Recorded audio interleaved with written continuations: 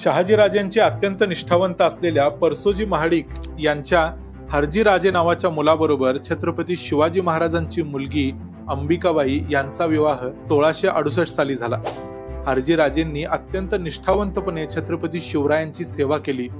हरजीराजेंच्या कर्नाटक प्रांतातल्या सेवेसाठी छत्रपती शिवरायांनी त्यांना जेजुरी गडावर राजेशाही हा किताब दिला होता। सप्टेंबर 1681 मध्ये छत्रपती संभाजी महाराजांनी दक्षिणेकडील जिंजी या प्रांताची सुभेदारी हरजीराजेंना दिली, जी हरजीराजेंनी अत्यंत इमानाने सांभाळली आणि आजूबाजूची मैसूर, आर्काट वगैरे प्रदेश ताब्यात आणून वृद्धिंगत देखील केली। औरंगजेबाच्या दक्षिण मोहिमेत सलग 8 वर्षे हरजीराजेंनी जिंजी प्रांत अत्यंत प्राणपणाने रक्षण केला।